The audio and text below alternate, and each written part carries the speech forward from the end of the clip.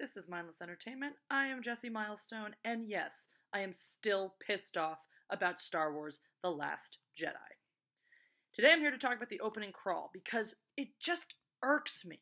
And it did ever since I've seen the movie, and I'm trying to figure out why. I remember sitting in the theater, getting through the last line and vomiting in my mouth a little bit, and so I wanted to go back and address what exactly it is about that opening crawl that pisses me off so much. All right, so if we're going to talk about this, we should probably start by just reading it out, right? In case you missed it or didn't commit it entirely to memory. So here it goes. The First Order reigns. Having decimated the peaceful Republic, Supreme Leader Snoke now deploys his merciless legions to seize military control of the galaxy. Only General Leia Organa's band of resistance fighters stand against the rising tyranny, certain that Jedi Master Luke Skywalker will return and restore a spark of hope to the fight. But the resistance has been exposed. As the First Order speeds towards the rebel base, the brave heroes must mount a desperate escape. So I figured out why it bothers me. The first thing and the thing that probably bugs me the most is the last line. Our brave heroes must mount a desperate escape. If you need to tell me that our heroes are brave, you're not doing a good enough job with characterization in your writing.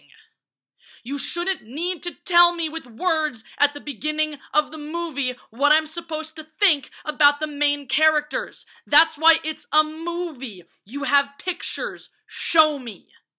They're supposed to be worth 1,000 words. Moving pictures, because of all the single frames, should be worth like millions of words. Except all of your words seem to be because that's about as much value as I'm getting out of the movie. Anyway, so the reason why one other reason that bothers me so much is if you actually look back into every single opening crawl, and I mean all six of the previous six of the previous ones, all six of the previous ones, none of the prequels of the original trilogy have any of those descriptive adjectives modifying the good guys. In the beginning, we get things like, oh, the evil empire, the vile gangster Jabba the Hutt, or the sinister, Emperor's forces, or, the greedy Trade Federation, because, okay, we're introducing the Empire, we're introducing Jabba, we're introducing the Trade Federation, and we want to know how we're supposed to feel about them, okay, because there's this new band of characters or something that's showing up, okay, these are the bad guys, got it. So that's the nice thing, if you tell us these are the bad guys, we're not morons, at least let's assume for a second that the majority of us are not. We understand implicitly that first of all, we understand implicitly that the story of the people we're following, these people are probably the good guys. Especially if you tell us that the people fighting them are evil, well, obviously these are the good guys, thanks. So it paints a richer picture and puts us more in our heroes' shoes if you tell us the evil empire, okay, and now these band of resistance fighters, and we're like, yay, go resistance fighters, but that's not what you're doing.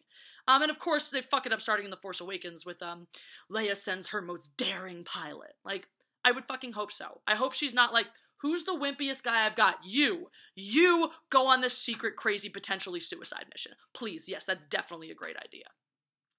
So the other thing that really bothers me about this, about the opening crawl, is the contents thereof. The First Order reigns. No shit, Sherlock. I mean, that's where we left everything, right? The First Order reigned. That's what happens. And then it goes on, and everything else we get is essentially a summary of what happened in The Force Awakens. Why do we have this? Because 5 fucking minutes have passed from the end of The Force Awakens to the beginning of The Last Jedi. No time has passed. There's no new stage that has to be set. There's no new information they can even give us. Whereas the other ones, and yes, even the prequels do a good job of this. If you look at the first lines, here we go. Okay, so obviously the first line of A New Hope, or the first line of the prequel one, or those opening crawls are giving us a lot of pre-existing circumstances we don't know about yet because we haven't been introduced to this world yet.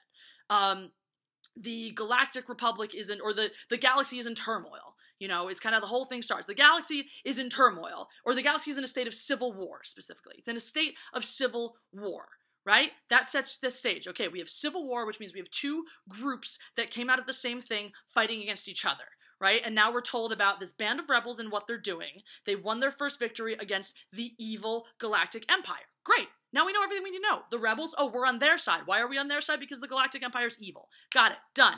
All right, and a little bit of the backstory that leads into exactly what's about to happen when the movie starts, which is stuff we don't know about because we're just entering the story for the first time. Now you get to the next one, you get to The Empire Strikes Back, right? And it's the same thing. We have okay, so the rebels, it's a dark time for the rebellion, right?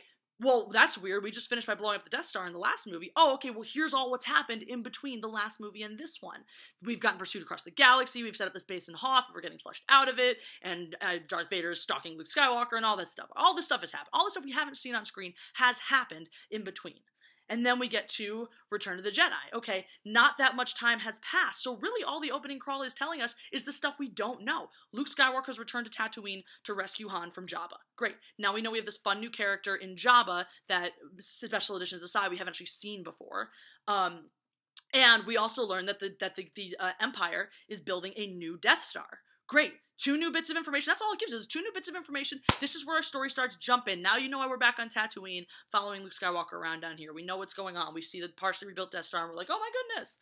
Right? So that's what's happening. Even the prequels, right? We start out with like, there's a blah blah. That's the galaxy's in turmoil or some shit like that, because okay, big stuff is happening in the galactic everywhere. Trade Federation nonsense, taxation stuff nobody cares about. But again, we're getting the stage set for our new everything. We're moving on to the next movie. There's unrest in the Senate. Okay, now deepening the political drama. Now we're talking about inside the Senate specifically and things getting torn apart. We get new information. What's happened since then? Count Dooku is leading the Separatists. Okay, introduction of a new character, introduction of a new plot point. Big Separatist movement happening led by this guy we're about to care about.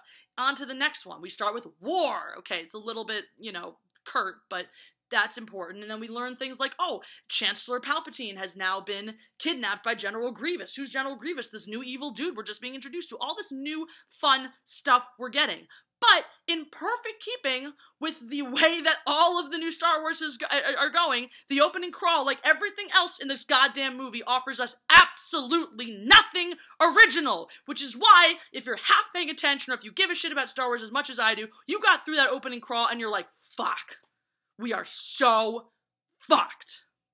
Anyway, that's what I'm mad about today. I'm sure I'll find something to be mad about another day. If there are other points in the Star Wars movies that you'd like me to touch on, please let me know in the comments. Or if there's any other film or a TV series even that you'd like me to maybe give a review of, I would be more than happy to check that out. So let me know, and thanks for watching.